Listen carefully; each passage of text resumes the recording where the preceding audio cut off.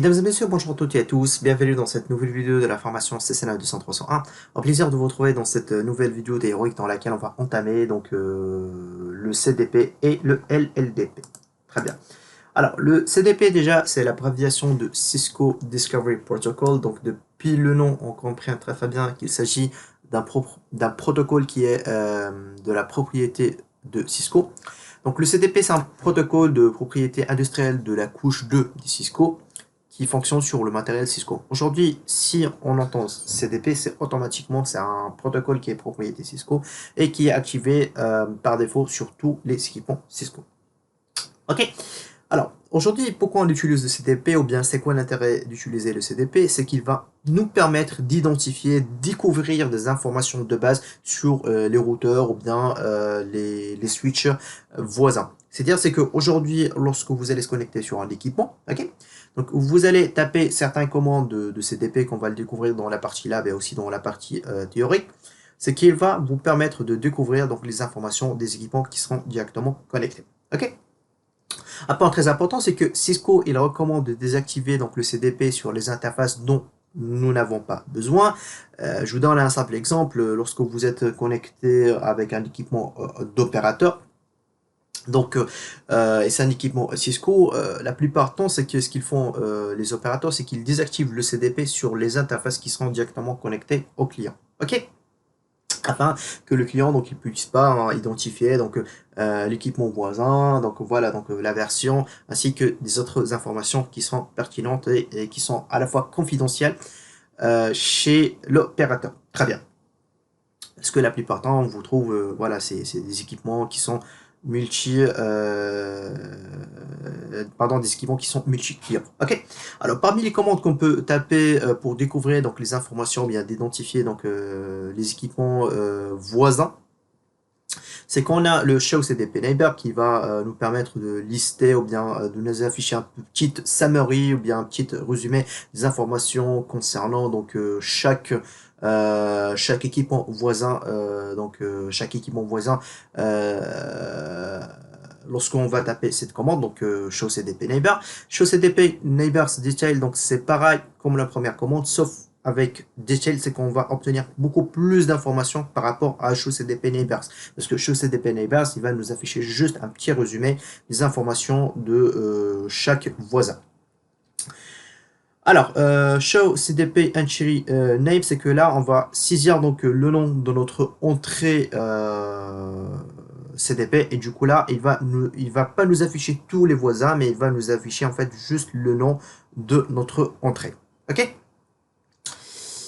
Deuxième point, on a la commande show CDP. Donc là, la commande show CDP, donc là, il va vous donner un peu quelques informations concernant donc le CDP. Donc là, par exemple, le CDP, donc il va envoyer des paquets chaque 60 secondes. Donc les informations concernant le hold time, par exemple, qui est par défaut de 180 secondes. Quelle version de CDP il est activé? Par exemple, il vous dit que le CDP V2, donc c'est lui qui est activé. Ok?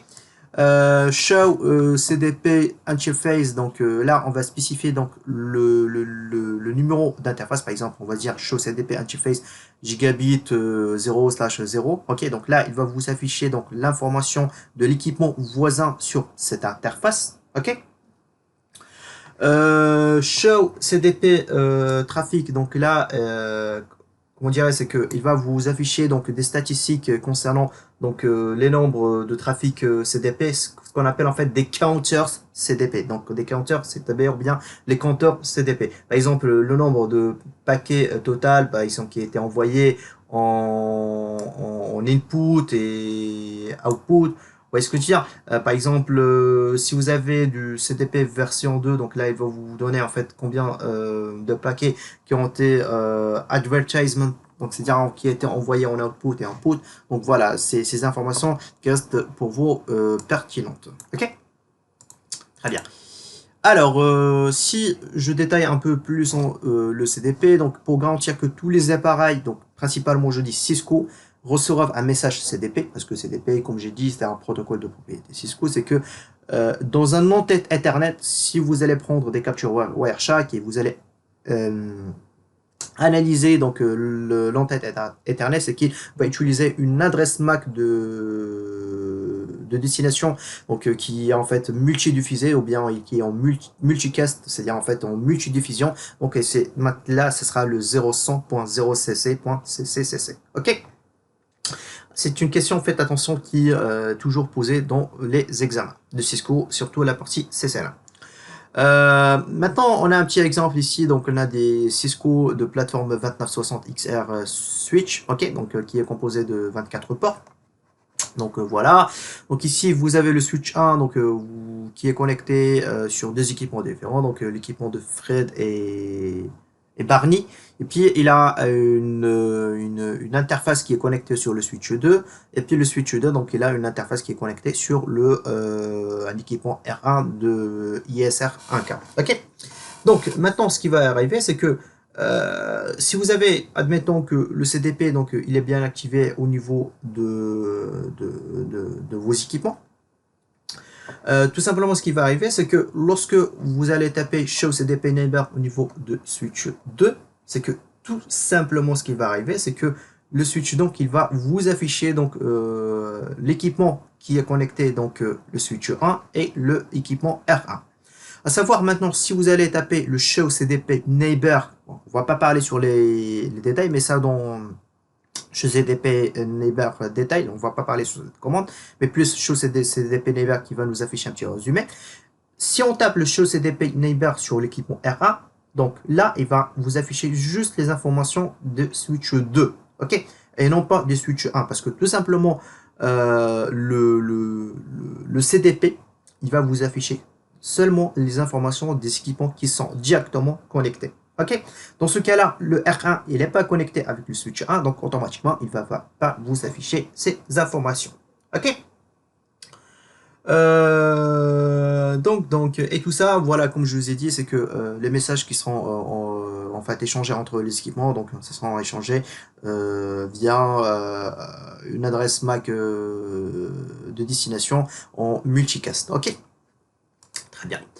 Alors, le LLDP. Le LLDP, c'est Link Layer Discovery Protocol. Donc, LDP utilise le même modèle de configuration que CDP, mais avec quelques points de différence.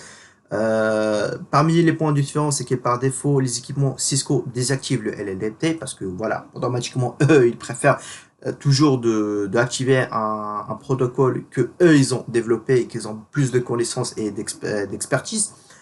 Après, un point très important, c'est que une grande différence aussi entre la partie LLDP et le CDP, c'est que là, le LLDP, il sépare l'envoi et la réception des messages LLDP comme deux fonctions séparées. Ok. Après, ici, on a juste une petite différence entre les deux commandes. Ici, on a le show LLDP neighbor. Ici, on a le show CDP neighbor. Donc là, comme vous pouvez constater, il affiche donc les mêmes résultats. Donc là, il vous dit le device ID en CDP et en LLDP. Alors ici, c'est le CDP en bas et LLDP juste en haut.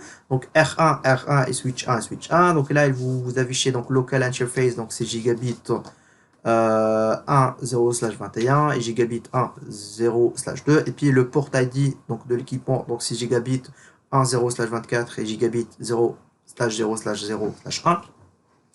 Il y a quelques points de différence en termes lorsque on a le résultat de la commande. Ici, comme vous pouvez constater, on n'a pas le switch. Donc là, il ne va pas identifier comme un switch parce que là,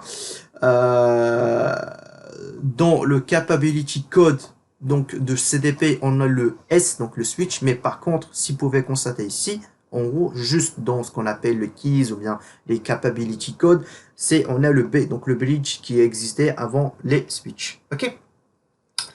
Un point très important, ici au niveau de CDP, donc il n'identifie pas, pardon, le LLDP, donc il n'identifiait pas le IGMP. Ok. Par contre, le CDP, donc il est capable de l'identifier. Et un point très important, c'est que dans le résultat de cette commande entre le LLDP neighbor et le CDP neighbor, c'est qu'il est là dans le CDP, donc il va vous afficher la plateforme, alors que le LLDP, donc il n'affiche pas la plateforme. Ok.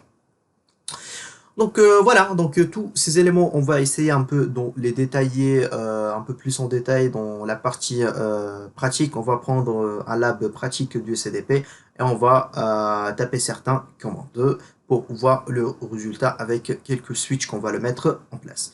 Je vous dis à très très bientôt et si vous avez des questions, comme d'habitude, n'hésitez pas à soumettre vos questions via la section questions-réponses du Dimi et je vous dis à très très bientôt. Merci pour votre suivi.